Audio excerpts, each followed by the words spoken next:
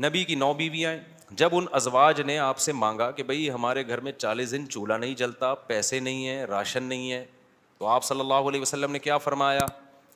قرآن کی آیتیں نازل ہوئیں.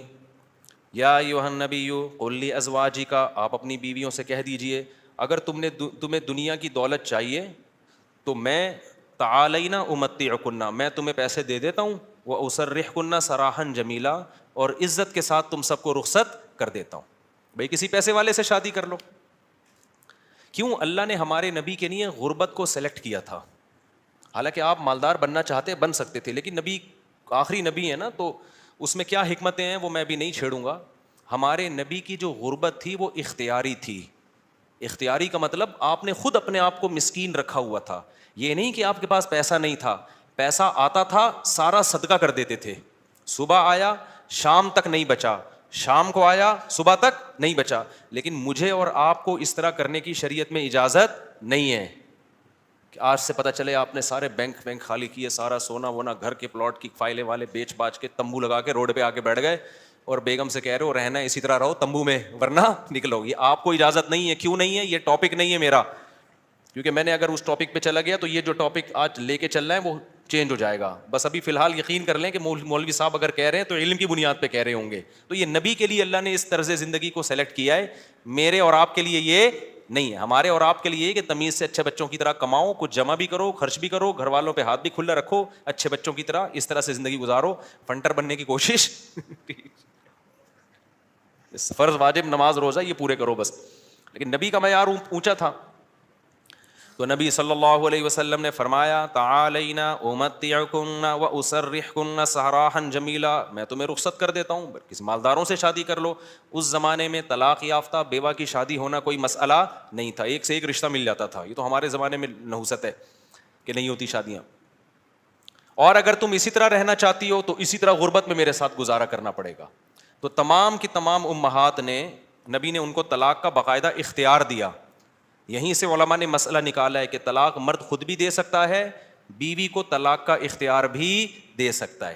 اگر مرد اپنی بیوی سے کہہ دے کہ میں نے تجھے طلاق کا اختیار دیا تو یہ اختیار عورت کے پاس بھی آ جاتا ہے, پھر وہ اپنے اوپر طلاق واقع کر سکتی ہے. اس سے بھی پتہ چلتا ہے کہ عدالتی خلا جو آج کل چل رہا ہے اس میں اسلام میں اس کی کوئی حیثیت نہیں ہے, کیونکہ مرد جب بیوی کو رائٹ دے گا تو ہوگا, کورٹ کے دینے سے نہیں ہوتا. جج صرف اپنی بیوی کو طلاق دے سکتا ہے, دوسروں کی بیویوں کو جج طلاق نہیں دے سکتا. یہ بار بار بیان کرتا رہا ہوں میں, کیونکہ دنیا کا نظام چینج ہو رہا ہے, ہر جگہ ایسا ہی ہو رہا ہے, یہ جو آج کل سسٹم چینج ہو گیا نا. تو اب کیا ہے, اللہ یہ کہ چند صورتوں میں جج بھی دے سکتا ہے, وہ الگ ٹاپک ہے. تو نبی صلی اللہ علیہ وسلم نے طلاق کا باقاعدہ اختیار دے دیا. یہ نہیں کہا کہ تم چاہتی ہو تو میں تمہیں طلاق دے دیتا ہوں, نہ, باقاعدہ رائٹ دے دیا کہ اپنے اوپر واقع کر لو. حضرت عائشہ رضی اللہ تعالی عنہا کا جب نمبر آیا, اچھا عورت اگر اسی مجلس میں وہ اختیار واپس کر دے تو ختم ہو گیا اختیار. مرد نے جس مجلس میں اختیار دیا نا اس مجلس کے ساتھ رہتا ہے, ہمیشہ کے لیے دے دیا تو ہمیشہ کے لیے, مجلس کے ساتھ دے دیا تو جب تک اس مجلس میں ہے طلاق واقع کر سکتی ہے, جب مجلس ختم ہو گئی تو طلاق کا آپشن بھی ختم. تو نبی نے حضرت عائشہ کو سے بھی فرمایا کہ تمہیں بھی میں اختیار دیتا ہوں, لیکن آپ نے فرمایا جلد بازی نہ کرنا. کیا مطلب؟ جلدی میں یہ نہیں کہہ دینا کہ بھائی مجھے نبی قبول ہیں, ایسا نہ ہو. کم عمر تھی نا حضرت عائشہ, ایسا نہ ہو جلد بازی میں فیصلہ کرو پھر دوبارہ کل فاقے پڑیں, پھر بولو بھائی کہ یہ میں نے فیصلہ کیا تھا, غلط کر دیا تھا. اس لیے آپ نے فرمایا اپنے گھر میں پہلے مشورہ کر لو. حضرت عائشہ سے فرمایا اپنے گھر میں جا کے مشورہ کر لو, مشورے کے بعد سوچ سمجھ کے ایک رائے قائم کرو کہ اسی فقر و فاقہ میں 40 دن چولہا نہیں جلے گا, اسی میں گزارا کرنا ہے یا مجھ سے طلاق لے کے کہیں اور شادی کرنی ہے. جلدی میں فیصلہ نہ کرو. حضرت عائشہ کو اتنا غصہ آیا نا نبی کے اس بات پر, فرمایا افیکا اشاور, آپ کے بارے میں مشورہ کروں گی میں, یعنی پیغمبر کے بارے میں اپنے ابا اماں سے جا کے مشورہ کروں گی کہ رہنا کہ نہیں رہنا. مطلب کوئی مشورہ نہیں کرنا, رہنا ہے. یہ جو غیر مسلم طنز کرتے ہیں نا کہ پیغمبر نے شادی کی اتنی کم عمر میں, اتنی بڑی عمر میں ایک 9 عمر لڑکی سے, تو اس 9 عمر لڑکی کو طلاق کا اختیار دیا جا رہا ہے اور وہ کہہ رہی ہے کہ آپ کے بارے میں نے کسی سے مشورہ نہیں کرنا. یہ سوال ہی غلط ہے. افیکا اشاور, یہ کیسے ہو سکتا ہے؟ آپ جیسا شوہر مجھے کہاں ملے گا؟ کوئی مشورہ نہیں, آپ کے ساتھ ہی رہنا ہے. تو یہ غیر مسلم جو اعتراض کرتے ہیں نا نبی پر، یہ مدعی سست اور گواہ چست، جس کے حق کی بات کر رہے ہیں حضرت عائشہ کی کہ معاذ اللہ ان کے ساتھ ظلم ہو گیا کہ کم عمر میں اتنی بڑی عمر سے شادی کرا دی ان کی. اس کم عمر کو تو یہ احساس نہیں ہو رہا، ان کو تو یہ ہو رہا ہے کہ اس سے اچھا رشتہ میرے لیے اس کائنات میں کوئی نہیں ہے. ہندو اور عیسائی کو اعتراض ہو رہا ہے کہ بچی پہ کیا ہو گیا، ظلم ہو گیا. اس کو کہتے ہیں مدعی سست اور گواہ بولو چست. جیسے کہ آپ لوگ بالکل بھی چست لگ نہیں رہے ہو مجھے اس وقت تراویح کی وجہ سے. تو یہ خود ہمارے پیغمبر کی ایک بہترین سیرت ہے کہ اتنی عمر میں ہو کے ایک کم عمر سے 9 عمر سے نکاح کیا، اور کھلانے پلانے کو بھی کچھ نہیں ہے، اور 8 سوکنے بھی ہیں، پھر بھی وہ کہہ رہی ہیں کہ آپ کے بارے میں مشورہ بھی نہیں کرنا میں نے. حالانکہ اب تو زندگی گزار چکی تھی نبی کے ساتھ. اگر وہ شروع میں فیصلہ معاذ اللہ غلط ہو گیا تھا شادی کا تو اب تو ٹائم گزر چکا تھا نا، اب تو آپ کے پاس آپشن تھا بھائی میں نہیں رہتی. وہ کہہ رہی ہیں آپ کے بارے میں میں نے مشورہ بھی نہیں کرنا، اور یہ ناممکن ہے. یہ کیسی بات آپ کر رہے ہیں، میں آپ کے بارے میں کیسے مشورہ کر سکتی ہوں. خدا کی قسم کسی غیر مسلم میں غیرت ہوگی نا، غیرت، بھٹ دھرم اور ضدی نہ ہو، اس بات کو پیغمبر کی نبوت کی دلیل سمجھ کے محمد صلی اللہ علیہ وسلم پر ایمان لے کر آئے گا کہ آپ جیسی پاکیزہ سیرت اور آپ جیسے کامیاب شوہر اس کائنات میں گزرے نہیں ہیں. آج کوئی 50 سال کا 9 سال کی سے کر کے دکھائے، چند دن گزارے اور کھلانے کو روٹی بھی نہ ہو، اچھی بھلا جو بیوی ہوگی نا وہ مارکیٹ سے کیا ہو جائے گی، شارٹ ہو جائے گی. بلکہ آج جو مارکیٹ سے شارٹ ہو رہی ہیں بیویاں وہ والی ہو رہی ہیں جو جوڑ کی شادیاں، جو ظاہری اعتبار سے بھی جوڑ کی شادیاں. 25 سال کے لڑکے کی 24 سال کی لڑکی سے شادی ہو رہی ہے، 25 سال کا یہ پی ایچ ڈی بھی ہے، پروفیسر بھی ہے اور کروڑ روپے کما بھی رہا ہے، اور بیگم غریب بھی ہے. پھر بھی جس دن مارکیٹ سے آٹا شارٹ ہوا بیگم اسی دن مارکیٹ سے شارٹ ہو گئی. آٹا شارٹ ہونے کی فکر اتنی نہیں ہوتی جتنی اس کو بیگم کے شارٹ ہونے کی. ہمارے پاس تو کیسز آ رہے ہیں نا، کورٹ میں بھی آ رہے ہیں. ذرا سا بے روزگار ہوا بیگم شارٹ. وہ کہتی تیرے میں ہے کیا جو میں تجھ سے تیرے ساتھ رہوں، ایک آٹا دے رہا تھا وہ بھی نہیں ہے بھائی. تو یہ محمد صلی اللہ علیہ وسلم کے بہترین شوہر ہونے کی دلیل. میدان جنگ میں آپ سے بہترین کمانڈر کوئی نہیں، سیاست میں آپ سے بہترین سیاست کسی کے پاس نہیں، گھر میں آپ سے بہترین شوہر کوئی نہیں. ایک ہی وقت میں تمام بہترین صفات اللہ نے اکیلے محمد صلی اللہ علیہ وسلم میں جمع کر دی، جبکہ اسباب اور وسائل بالکل بھی نہیں ہے. اسباب اور وسائل تو پیسے کو بولتے ہیں نا، وہ بالکل بھی نہیں ہے. اب میں وہ اس واقعے کی طرف آتا ہوں. اب مجھے بتاؤ، ہاں تو میں آپ سے یہ کہہ رہا تھا کہ بیگم صاحبہ کو خوب اچھا کھلائیں، جو خود پہنے اس کو پہنائیں، جو خود کھائیں اس کو کھلائیں.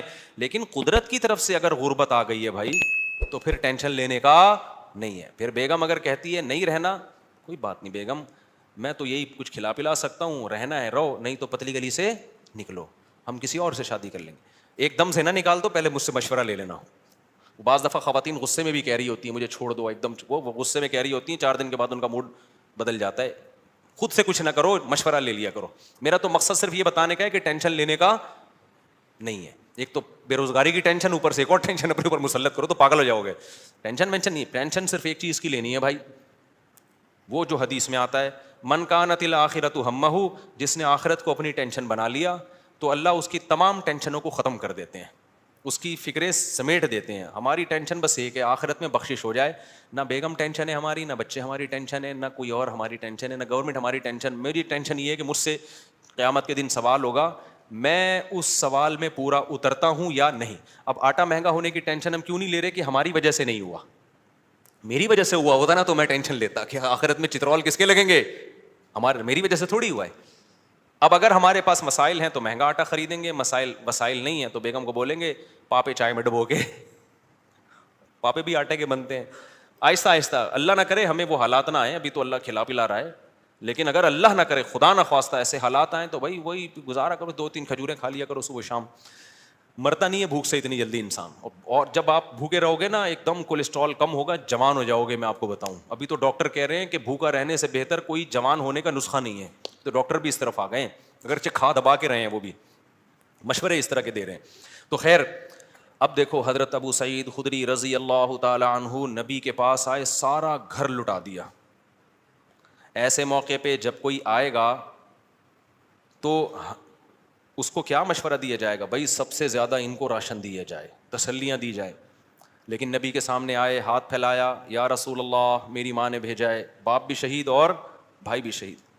اور احد میں آپ کی خاطر شہید ہوئے ہیں. آپ نے کہا تھا لڑائی کے لیے جاؤ. نبی نے فرمایا من یستعفف یعفہ اللہ. یاد رکھو جب تک آخرت میں ایمان نہیں ہے نا, غیرت کے علاوہ سب کچھ آئے گا آپ کے اندر. میں نے بڑے بڑے لالچی لوگ دیکھے, داڑیاں ٹوپیوں والے, ایسے نور ان کے چہروں پہ برس رہے ہوتے ہیں نا, آدمی کہتا ہے پتہ نہیں کہاں سے نور کی کریمیں لگائی ہیں اس نے. ایسے مکار لچڑ ہوتے ہیں نا کہ آپ کی سوچ ہے مذہب کا منجن بیچتے ہیں. میں نام لے کے بتا سکتا ہوں کون کون یہ کام کر رہا ہے, لیکن فتنہ کھڑا ہو جائے گا. نام لے کے بتا سکتا ہوں کون داڑھی ٹوپی کا منجن بیچ رہا ہے. ایسا نیک لگے گا جیسے اس سے وہ بات ایسی کرے گا, وہ اللہ رسول کے علاوہ کوئی بات ہی نہیں. مجھے ڈر لگتا ہے غصے میں کہیں میرے منہ سے نام نہ نکل جائے ان لوگوں کا, لیکن ایک بڑا فتنہ کھڑا ہو جائے گا, اس لیے نام نہیں لے رہا میں. اور یہ مذہبی لوگوں میں منجن بہت ہے, کیونکہ مذہب کے نام پہ نا منجن بکتا بڑی جلدی ہے. لوگ یقین کر لیتے ہیں حضرت جی اتنے نیک, ماشاء اللہ بغلیں بھی صاف حضرت کی, اور اتنے خوبصورت. تو یاد رکھو فراڈی آدمی کے لیے داڑھی رکھنا اور پگڑی پہننا کوئی مشکل کام نہیں ہے. فراڈی یہ کام کر بھائی, داڑھی ٹوپی داڑھی رکھنا ضروری ہے, لیکن یہ بھی تو ہو سکتا ہے چور نے داڑھی رکھی ہو لوگوں کو الو بنانے کے لیے. مدرسے والے کبھی چور نہیں ہوتے, چور لوگ مدرسہ کھول لیتے ہیں کہ پیسہ آئے گا. بڑے بڑے ٹرسٹ چل رہے ہیں جو بڑے بڑے فراڈی ہیں. سارے ٹرسٹ فراڈی نہیں ہیں, لیکن فراڈی ٹرسٹ بھی ہیں بہت سارے. مجھے خود ایک وکیل نے بتایا کہ جب کسی آدمی کو کروڑ پتی بننا ہوتا ہے نا, اور گاڑیاں منگوانی ہوتی ہیں کسٹم پے کیے بغیر, تو وہ ٹرسٹ کھول لیتا ہے. اس نے مجھے بتایا کتنے لوگوں نے ٹرسٹ کھولے ہوئے ہیں پاکستان میں, دبا کے نوٹ چھاپ رہے ہیں. تو یہ دھندے پاکستان میں سب سے زیادہ ہوتے ہیں, دنیا میں اتنے زیادہ بولو نہیں ہوتے. لیکن ہماری قوم اندھی ہے, خدا کی قسم غصہ آ رہا ہے مجھے. اور رمضان میں تو طبیعت سے چورن بکتا ہے, اٹھا اٹھا کے پھینک رہے ہیں پیسے, یہ لے یہ لے یہ لے. ابے دیکھ نہیں رہے یار یہ کیا کر رہا ہے, یہ اتنا اندھا اعتماد. تمہیں اللہ نے ایک پیسے کی نعمت دی, اس کو برباد تو نہ کرو نا تم. ایک اور کام رمضان میں ذہن میں رکھو, موضوع سیٹ رہا ہوں فوراً آ رہا ہوں پھر اس طرف. ایک اور کام, کیونکہ رمضان میں منجن زیادہ بکتا ہے. دیکھو دینی مدرسوں کا جتنا میں قائل ہوں نا, آپ نہیں قائل. میں اگر یہاں بیٹھا ہوں تو مدرسوں کی وجہ سے بیٹھا ہوں, اللہ مجھ سے جو ٹوٹا پھوٹا دین کا کام لے رہا ہے. لیکن مدرسے میں چندہ دینے سے پہلے سوچو یہ قابل اعتماد مدرسہ ہے یا نہیں ہے. بہت دفعہ ایسا ہوتا ہے کہ آپ کو میں پیسہ کمانے کا طریقہ بتا رہا ہوں, غلط طریقہ.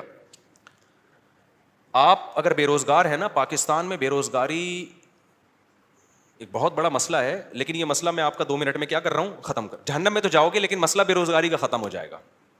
آپ نے کیا کرنا ہے, آپ نے ایک زمین خریدیں, وہ بھی چندے کے پیسوں سے, ٹھیک ہے نا, کہ بتائیں میں ایک مدرسہ کھولنا چاہتا ہوں. اس سے پہلے آپ کو داڑھی رکھیں, آپ داڑھی, کیونکہ لوگ پھر اس پہ زیادہ اعتماد ہے, اور پگڑی باندھیں. مولانا طارق جمیل صاحب کے ساتھ 6 سیلفیاں, مفتی طارق مسعود صاحب کے ساتھ 7 سیلفیاں. مفتی صاحب کے پاؤں دبائیں, میرے پاؤں دبائیں, سر میں مالش کر کے چپکے سے ویڈیو بنائیں کہ دیکھو میں مفتی صاحب کی خدمت کر رہا ہوں, میں گلے مل رہا ہوں, ویڈیو بنائیں. مولانا طارق جمیل صاحب کو ہدیہ دیتے ہوئے ویڈیو بنائیں, ٹھیک ہے. ایک بیان ان سے اپنے حق میں کروا لیں گے, بہت اچھا ہے, آدمی بیان تو کر ہی دیتا ہے نا. میرے پاس بھی کوئی آئے گا, اچھا ہی لگ رہا ہے بھائی, اچھا ہے ماشاء اللہ. چند چیزیں اس طرح, ڈاکٹر ذاکر نائک سے ملاقات ہو جائے تو سبحان اللہ, ایک آدھ سیلفی وہاں سے لے لی آپ نے. اور پھر آپ نے کیا کیا ہے, 1-2 دفعہ غریب کو گلے ملتے ہوئے رو لیں, پیاز کاٹ کے جائیں, آنسو پہلے نکلیں گے, ایک دم رو کے ایک تصویر بنا لیں, غریب کو مل کے رو رہے ہیں. بہترین, خدا کی قسم ایسا طریقہ ہے نا, تم نوٹ تمہارے پاس نا رکھنے کی فرصت نہیں ہوگی یار, کدھر رکھوں, تھیلے بھر گئے سارے. اس کے بعد آپ نے کیا کرنا ہے, آپ نے اناؤنس کرنا ہے میں ایک مدرسہ بنا رہا ہوں, یتیم خانہ کھول رہا ہوں. آپ نے 4 دیواری کھڑی کی, اس میں 4-6 یتیم بچے, آپ جائیں وہاں سے کچھ بچے ادھار لیں. ادھار کا مطلب کوئی اپنے بچے دیتا تھوڑی ہے, ان کو بولیں کہ ہم کچھ دن ان کو کھلائیں گے پلائیں گے, تو مائیں دے دیتی ہیں, چلو یار کچھ دن کا, قرآن بھی پڑھائیں گے, تو قرآن پڑھ رہا ہے اس بہانے. یہ آپ کو پتہ ہے, اللہ کو پتہ ہے. وہ 4-6 یتیم بچے جو شکل سے بھی یتیم لگ رہے ہوں, اور اگر یتیم نہ بھی ہوں تو وہ بچے جو لگ رہے ہوں یتیم شکل سے, بعض یتیم ہوتے نہیں ہیں, لگتے ہیں یتیم, اللہ کی طرف سے ڈیزائننگ کچھ اس طرح کی ہوتی ہے, ٹھیک ہے, وہ لگ کیا رہے ہوتے ہیں, یتیم لگ رہے ہوتے ہیں. رمضان میں بہترین بزنس.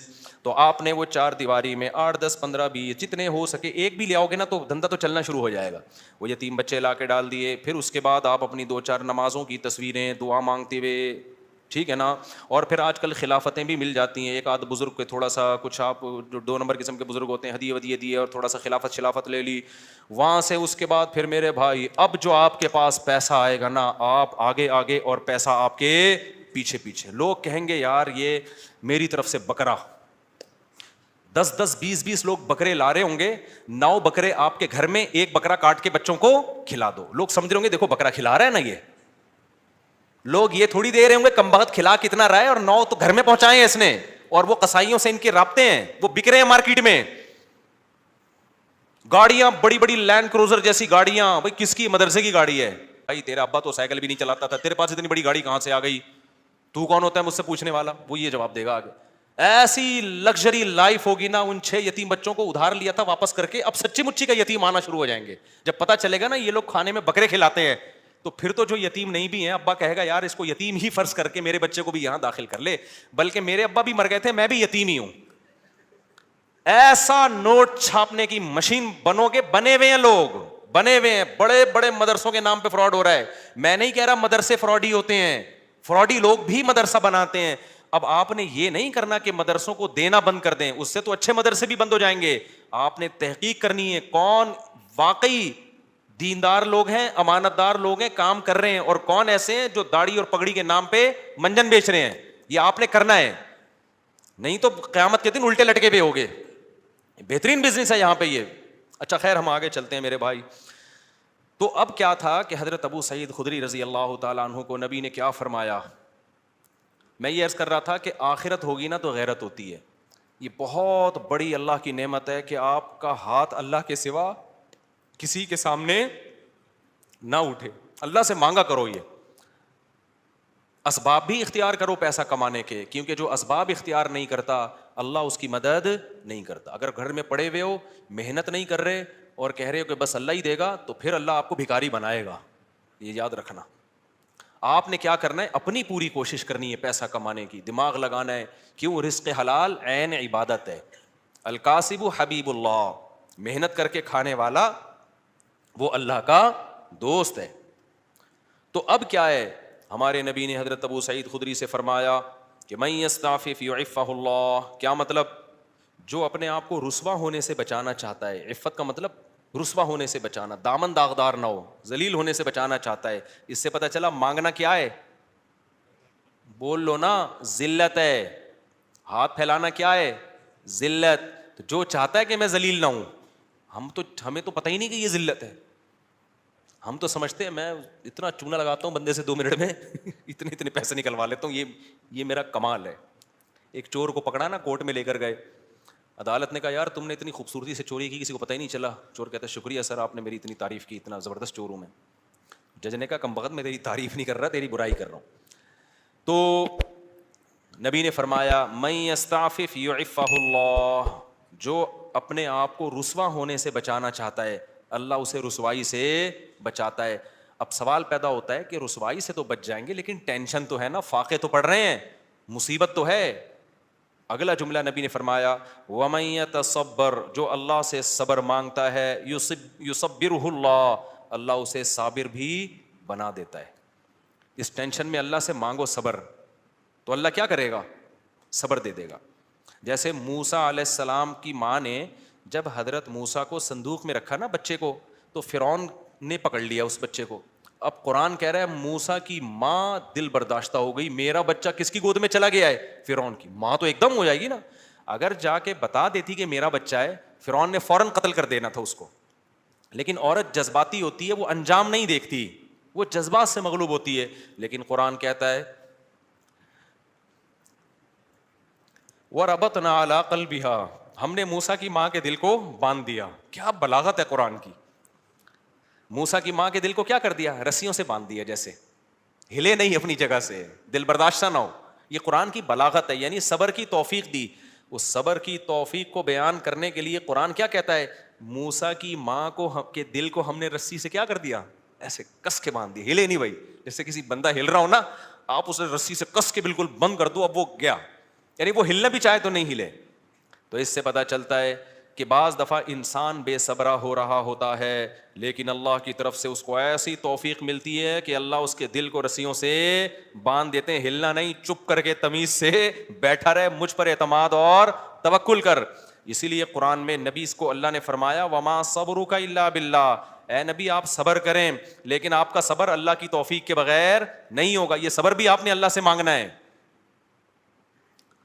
تو نبی نے فرمایا جو صبر کرنا چاہتا ہے اللہ اس کو صبر کی توفیق دیتا ہے. آج ڈپریشن اس لیے بڑھ رہی ہے کہ صبر کرنا چاہتے ہی نہیں ہے. جو ٹینشن آئی, جو مصیبت آئی, بس نکال دو فوراً جا کے. جو پہلے آ گیا نا وہ پٹتا ہے. آپ جب غصے میں بیٹھے ہو تو جو شروع میں آ گیا نا وہ اس کا کیا ہو گیا, بیڑا غرق ہو گیا. اس کے بعد حدیث دیکھو, حضرت ابو سعید خدری واپس چلے گئے. کیوں؟ نہ ماں نے کوئی اعتراض کیا, نہ 10 سال کے بچے نے کوئی اعتراض کیا. کیوں؟ لیڈر کو دیکھ رہے تھے کہ لیڈر ہم سے زیادہ قربانی دے رہے, اور آپ کی صداقت پہ یقین تھا. حدیث میں آتا ہے کہ حضرت ابو سعید خدری نے زندگی بھر کسی سے نہیں مانگا, یہاں تک کہ اپنا کوڑا بھی گرتا تھا نا اونٹ سے تو نیچے اتر کے اٹھاتے تھے, وہ کوڑا بھی نہیں مانگتے تھے کسی سے. حالانکہ یہ تو ٹھیک ہے کوئی کوڑا دے دو مجھے میرا کوڑا, لیکن نہ نہیں تو مطلب نہیں, سب کچھ خود کرنا ہے, اب نہیں مانگنا کسی سے کوڑا. وجہ کیا ہے؟ لیڈر کی طرف سے موٹیویشن مل رہی ہے, کیونکہ پتا ہے لیڈر یہ بات بتانے کے پیسے بولو نا نہیں لے رہا, اور دیکھ رہے ہیں کہ ہمارے گھر میں فاقہ ہے تو لیڈر کے گھر میں اس سے زیادہ فاقہ ہے, اس سے زیادہ فاقہ ہے. تو اس لیے آپ اگر گھر میں سربراہ ہیں نا, بچوں کو انسان کا بچہ بنانا چاہتے ہیں تو پہلے خود انسان کا بچہ بننا پڑے گا. یہ میں اصل میں ایکچولی میں یہ کہنا چاہ رہا تھا جس کے لیے پورا میں نے واقعہ سنا ہے. اصل آپ کون سا میدان جنگ میں جا رہے ہو, جہاد میں جا رہے ہو, ماں باپ اور بھائیوں کو کٹوا رہے ہو آپ. تو ایکچولی جو میں بات عرض کرنا چاہ رہا تھا کہ اگر آپ چاہتے ہو کہ آپ کی بیوی انسان کی بچی بن کے رہے تو آپ کو پہلے انسان کا بچہ بننا پڑے گا. آپ چاہتے ہو کہ میرے گھر میں اخلاق کا ماحول ہو, تمیز سے بات کیا کریں, تو پہلے آپ کو تمیز سے بات کرنی پڑے گی. آپ بیگم سے کہہ رہے ہو تمیز سے بات کرو, اس کا مطلب آپ خود ہی تمیز سے بات نہیں کر رہے. وہ تو آپ کا ایٹیٹیوڈ دیکھ رہی ہے نا. باپ گھر میں آ رہا ہے چنگیز خان بن کے چیخ رہا ہے یہ کیا ہو رہا ہے, پھر وہ کہہ رہے سب آرام سے بات کریں تو کہیں گے نا ابا آپ تو آرام سے کر نہیں رہے. ایک صاحب کو غصے پہ بہت غصہ آتا تھا. ایک صاحب ہمارے جاننے والے تھے, جب کوئی غصہ کرتا ان کو بہت غصہ آتا, غصہ کیوں کر رہا ہے, اسی بات پہ ان کو غصہ آتا تھا.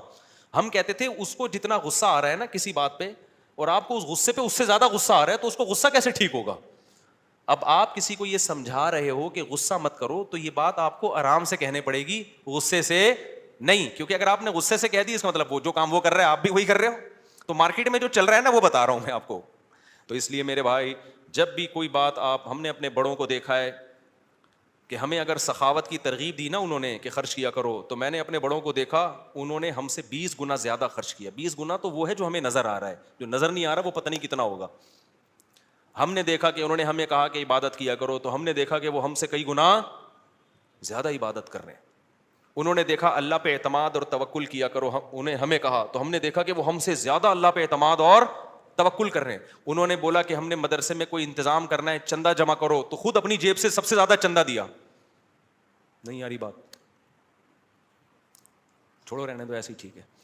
تو گھر میں بچوں کو عمل دکھایا کرو. آپ اگر اپنے بیٹوں کو سمجھاتے ہو کہ بہنوں کے ساتھ اچھا سلوک کرو, یہ اس زمانے کی بات ہے جب گھر میں بچے بچیاں ہوا کرتے تھے, اب تو ایک آدھ ہوتا ہے, تو وہ سارا سیٹ اپ ہی برباد ہو. پہلے یہ ہوتا تھا 7-8 بہن بھائی ہیں تو ماں باپ بھائیوں کو حکم دیتے تھے بیٹوں کو بھی بیٹیوں کا بھی خیال کرنا. اب تو ٹیاں ہے ہی نہیں, ٹی رہ گئی ہے, بیٹیاں نہیں ہوتی. ایک آدھ بیٹی ہوتی وہ خود ہی اپنا خیال رکھ لے گی, اس کے لیے آپ کو نہ وصیتیں کرنے کی ضرورت نہ تکلف کی. یہ ان لوگوں کی بات کر رہا ہوں جن کے ہاں بچے ہوتے ہیں, خاندان ہوتے ہیں, چاچے مامے خاندان گھر آباد ہوتے ہیں, تو ان کے لیے خصوصی پیکیج ابھی میں پیش کر رہا ہوں کہ جب وہ اپنے بیٹوں کو سمجھائیں کہ اپنی بیٹیوں کا خیال کرنا, تو کیا مطلب بھائیوں کو سمجھا رہے ہیں بہنوں کا, تو پھر آپ نے ان کے سامنے اپنی بہنوں کا خیال کر کے دکھانا ہے. اپنی بہنوں کو دعوت دو, ان کو ہدیے دو, ان کو پیسے دو. بچوں کو پتا چلے ہمارا ابا اپنی بہنوں کا اتنا خیال کرتا تھا, تو ہمیں بھی ابا کے جانے کے بعد اپنی بہنوں کا خیال کرنا ہے. ان کو پتا ہے ابا کے پاس نصیحتوں کے علاوہ کچھ بھی نہیں ہے, ٹھیک ہے. پوری تقریر ابا کی 1 گھنٹے کی ہوتی ہے, لیکن ابا کی جب بہنیں آتی ہیں تو ابا 5 روپے بھی خرچ کرنے کے لیے تیار نہیں ہے. بچوں کو آپ نے کہا کہ دیکھو بیٹا تمہارے بھائیوں میں کوئی غریب ہو جائے, بھائیوں میں پہلے ہوتے تھے, اب بھائی نہیں, ایک آدھ بچہ ہی بس, کیا سارا برباد ہوگا. مجھے تو اتنا غصہ آتا ہے نا, پکڑ کے چترول لگانا شروع کر دوں کہ تم لوگوں نے فیملی پلاننگ والوں کی باتوں میں آ کے کیسا بیڑا غرق کباڑا کر دیا اپنے گھروں کا یار, سارا فیملی سسٹم تباہ کر دیا. اس کے لیے شادی کرنے کی ضرورت ہی نہیں تھی تم لوگوں کا یار. شادی تو ہوتی بچے پیدا کرنے کے لیے, ایسے ہی تھوڑے دن رہ گئے تھے زندگی گزار لیتے. ٹینشن, بیگم کی ٹینشن کی بھی کیا ضرورت ہے, اور اگر ٹینشن لے لیے تو ایک آدھ بچے سے زیادہ تو پھر اس کی ٹینشن ہوتی ہے. بچوں کی وجہ سے تو بیوی کو پال رہا ہوتا ہے آدمی. خیر اب یہ باتیں پھر خواتین ناراض ہوتی ہیں, ویسے بھی پالتا ہے, ایسا نہیں ہے صرف بچوں کی وجہ سے, تو بلکہ پالتا کہاں ہے, خود پلتی ہیں. تو میرے بھائی میں یہ عرض کر رہا تھا کہ آپ نے بیٹوں کو سمجھانا ہے کہ اگر تمہارے بھائیوں میں سے کوئی غریب ہو جائے تو جس بھائی کو اللہ پیسہ دے گا اس نے اپنے غریب بھائیوں کا خیال کرنا ہے. یہ تقریر جب سمجھ میں آئے گی جب بچے دیکھیں گے ہمارے ابا ہمارے چاچا اور تایا کا خیال رکھتے ہیں. نہیں آ رہی سمجھ. آپ کے بھائیوں میں کوئی غریب ہو جائے نا, ایسا نہ کرو کہ وہ آ کے آپ سے بھیک مانگے, یار اللہ کے نام پہ کچھ دے دے, تو گاڑیوں میں گھوم رہا ہے, کچھ ہمیں بھی دے دے. آپ نے پہلے سے ہی ان کو دینا شروع کر دینا ہے, ان کا حصہ ہے. وفی اموالہم حق للسائل والمحروم وآت ذی القربى حقہ. اللہ کہتے ہیں رشتہ داروں کو ان کا حق دو. تو رشتہ داروں میں تو بھائی بہن سب سے پہلے ہیں بھائی. اللہ کہہ رہی ہے ان کا رائٹ ہے, ان کا حق ہے. آپ کے پاس پیسہ ہے, وہ غریب ہیں, تو میں نہیں کہہ رہا ان کو وہی اسٹینڈرڈ دے دو جو آپ کا ہے, اتنا تو کرو نا کہ کچھ تو تھوڑا سا خیال کرو ان کا. ایک کے پاس پیسہ آ جاتا ہے, دوسرا پیچھے پڑا ہوا ہوتا ہے اور وہ کہتے ہیں تجھے ضرورت کیا ہے, تو ضرورت کیا ہو بھائی. بھائیوں کو بہنوں کو ضرورت کی وجہ سے نہیں دیا جاتا. کس وجہ سے دیا جاتا ہے؟ رشتے کی وجہ سے دیا جاتا ہے. یہ اللہ کا حکم ہے, اگر آپ آخرت پر ایمان رکھتے ہو آپ کو یہ کرنا پڑے گا. نہیں رکھتے تو جیسے انگریز زندگی گزار رہا ہے, وہ بیوی کو بھی نہیں کھلاتا, وہ ماں باپ کو نہیں کھلاتا, تو آپ بھی نہ کھلاؤ. تو ایک فیصلہ کر لو, انگریزوں کے طریقے پہ چلنا ہے یا اسلام کے طریقے پہ چلنا ہے. اسلام کے طریقے پہ اگر چلنا ہے تو رشتہ داروں پہ بھی خرچ کرنا پڑے گا, بیوی بچوں پہ بھی خرچ کرنا پڑے گا, والدین پہ بھی خرچ, دیکھو جملہ مکمل ہی نہیں کر رہے, کرنا پڑے گا. تو حضرت ابو سعید خدری کو نبی نے کیا فرمایا؟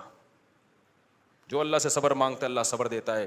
بڑی خاندانی بات. اب اس کا یہ مطلب نہیں ہے کہ مانگنے والوں کو دینا چھوڑ دو, ان کو آپ یہی مشورے دیا کرو. آئندہ کوئی آئے بھکاری, تو آپ کو حدیث میں آتا ہے حضرت ابو سعید خدری آئے تھے تو نبی نے ان کو مشورہ دیا تھا, تو میرا بھی مشورہ یہ اللہ سے مانگ جا کے. نبی نے ہر ایک کو یہ مشورہ نہیں دیا, لیول دیکھا لوگوں کا.